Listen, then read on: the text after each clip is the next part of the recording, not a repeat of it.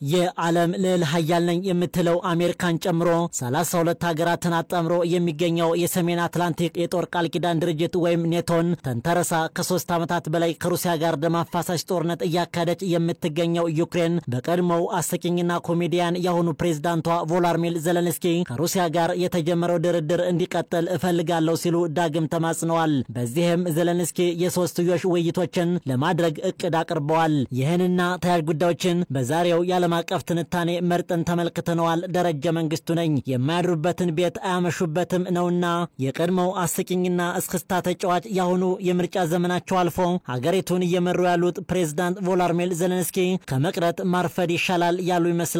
ነገር ግን ከወደ ሞስኮ በኩል ዩክሬን ያላት ብቸኛው አማራጭ መዋሃድ ነው የሚል ድምጽ እየተሰማ ይገኛል። ለዚህ ደግሞ የቀድሞው የሩሲያው ፕሬዝዳንት ሜድቬዴቭ በተደጋጋሚ የዩክሬን ዕጣ ፈንታ ከሩሲያ ጋር መዋሃድ ነው ዩክሬን ሩሲያና ሲሉ መደመጣቸው በዋቢነት ይጠቀሳል። በሌላ በኩል ደግሞ ከ3 ዓመታት በላይ የዩክሬን ግዛቶች በሩሲያ ታንክና ሚሳኤል እየነደዱ በቀጠሉበት ወቅት ፕሬዝዳንት ዜሌንስኪ ሀገራቸው ለድርድር ክፍት ናት ሲሉ መናገራቸው በበርካቶች ዘንድ ዩክሬን ተሸንፋለች የሚል ትንታኔ እየሰጡ ሲሆን፣ በአንጻሩ ደግሞ የዩክሬን አጋሮች ዩክሬን ከተሸነፈች ቀጣይ የሩሲያ ኢላማ እኛ ልንሆን እንችላለን የሚለው በአውሮፓ ሀገራት ዘንድ ብርድ ያለ ጉዳይ ሆኗል። በሁለቱ ሀገራት መካከል ጦርነቱ ከተቀሰቀሰ ከ3 ዓመታት በላይ ያስቆጠረ ሲሆን ሩሲያ የዩክሬንን በማዕድን የበለጸጉ 5 ግዛቶችን በሙሉና በከፊል በመቆጣጠር የራሷን አስተዳደራዊ መዋቅር እየዘረጋች ትገኛለች። ነገር ግን ከሞኝ ደጅ ሞፈር ይቆረጣል ነውና ነገሩ።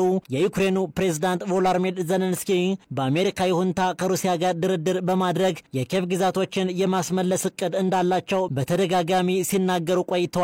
በሩሲያና በዩክሬን መካከል የመጀመሪያው ዙር በያዝነው ወር አጋማሽ ላይ በቱርክ አደራዳሪነት በተወካዮቻቸው በኩል ድርድር ተሞክሮ የነበረ ቢሆንም የሞስኮ ባለስልጣናት ብቸኛው የዩክሬን አማራጭ ወደ ሩሲያ መዋሃድ ነው እያሉ ነው። እናም ዜሌንስኪ ከሰሞኑ ትራምፕና ፑቲን በዩክሬን ጉዳይ ላይ አንዳች መግባባት ላይ ይደርሳሉ ተብሎ ቢታሰብም የተጠበቀውን ያህል ባለመሆኑ ከዚህም አልፎ ትራምፕ ፑቲንን እያበደ ነው ሲሉ በመተቸታቸው ጦርነቱን ለማስቆም ያለው ተስፋ እየተመናመነ በመምጣቱ ያሳሰባቸው ይመስላል። ከዚህ አንጻርም ዜሌንስኪ ሰላማዊ የጦርነት ማቆም ንግግሩን ለማስቀጠል አሁንም ሌላ አማራጭ ይዘው ብቅ ብለዋል።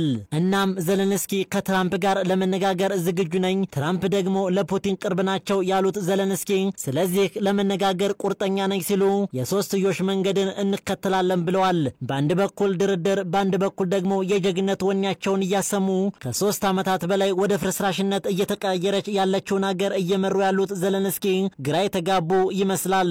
ሩሲያ በዩክሬን ሱሚ ግዛት ድንበር አቅራቢያ 50 ሺህ ወታደሮችን እያሰፈረች ነው የሚሉት ዜሌንስኪ የዩክሬን 10 ኪሎ ሜትርን የሚሸፉን ቀጠናን ለመቆጣጠር እየተዘጋጁ ነው ሲሉ ፕሬዝዳንት ቮሎዲሚር ዜሌንስኪ ከሰዋል።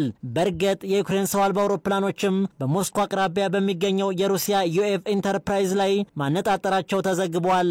በደርዘን የሚቆጠሩ የዩክሬን ሰው አልባ አውሮፕላኖች በሞስኮ ላይ በዛሬው ዕለት ጥቃት ለመፈጸም ሞክረው የነበረ ቢሆንም በሩሲያ አየር መከላከያዎች ተመተዋል ሲሉ የሩሲያ ባለስልጣናት አስታውቀዋል።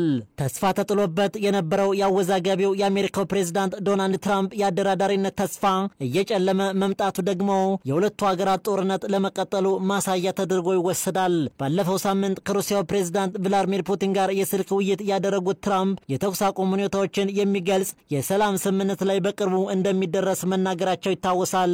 በሩሲያ በከፍተኛ ደረጃ የማይፈለጉት የትራምፕ የዩክሬን መልእክተኛ ኬት ኬሎንግ እንዳሉት ከሆነ ሩሲያ የሰላም ግዴለሽነት እያሳየች ነው ሲሉ ወንጅለው ይህንን ጦርነት ለማስቆምና ግድያውን ለመግታት የትራምፕ አስተዳደር እየሰራ ነው ሲሉ ነው የተናገሩት። ቀድሞውንም በበርካቶች ዘንድ ተጨባጭ ውጤቶችን ሊያመጣ ይችላል በሚል በበርካቶች የተተቸው የአሜሪካና የሩሲያ ንግግር አመርቂ ውጤት አለማምጣቱን ተከትሎ ሞስኮ የ3 ዓመት ወረራዋን እንድታቆም ለማስገደድ ከዶናልድ ትራምፕና ከቭላዲሚር ፑቲን ጋር የሶስትዮሽ ጉባኤ እንዲደረግ ሲሉ ዜሌንስኪ ተማጽነዋል። የሩሲያው ፕሬዝዳንት ፑቲን በዚህ ወር መጀመሪያ ላይ ከዜሌንስኪ ጋር በቱርክ እንዲገናኙ የተደረጉ ጥሪዎችን ውድቅ ማድረጋቸው የሚታወቅ ሲሆን ከክሬምሊን የሁለቱ ሀገራት መሪዎች ፊት ለፊት የሚገናኙት ቅድመ ሁኔታዎች ከተፈጸሙ ነው ሲል ማስታወቁ የቅርብ ትውስታ ነው። የአሜሪካው ፕሬዝዳንት ዶናልድ ትራምፕ ፑቲንና ዜሌንስኪ ጦርነቱን ለማስቆም እስካሁን ስምምነት ላይ አለማድረሳቸው ቅር እንዳሰኛቸው በተደጋጋሚ የሚገልጹት ትራምፕ ፑቲን በሁለትዮሽ ስብሰባ የማይመቻቸው ከሆነ የሶስትዮሽ ውይይት ለማድረግ ቁርጠኛ ነኝ ሲሉም ዜሌንስኪ ግን ተናግረዋል። የሶስትዮሽ ውይይት ለማድረግ ዝግጁ መሆናቸውን ያሳወቁት ዘለንስኪ ዋሽንግተን በሞስኮ የባንክና የኤነርጂ ሴክተር ላይ ከባድ ማዕቀብ እንድትጥልም አሳስበዋል። ትራምፕ በበኩላቸው ሩሲያ ለድርድር ቁርጠኛ ካልሆነች ማዕቀብ እንደሚጥሉ ዝተዋል። ዘለንስኪ አሜሪካ በሩሲያ ላይ የማዕቀብ ጫና እንድታሳድር ከተናገሩ ከሰዓታት በኋላ ዩክሬን በሩሲያ ላይ 300 የሚጠጉ ሰው አልባ አውሮፕላኖችን መላኳን በሞስኮ የሚገኘው የመከላከያ ሚኒስቴር አስታውቋል። የሩሲያ ባለስልጣናት በጥቃቱ የደረሰ ጉዳት አነስተኛ መሆኑን አስታውቀዋል። ዘለንስኪ ሩሲያ በሰሜን ምስራቅ ሱሚ ድንበር አካባቢ 50,000 ጦር ማስፈሯን ተናግረው ዩክሬን ላቀረበችው የሰላም ስምምነት ጥያቄ ምላሽ ይሰጣል፣ ከሩሲያ ጋር ይደረጋል የተባለው ድርድር ሳይካሄድ ከበባው ግን ተጠናክሮ እንደቀጠለ አስታውቀዋል።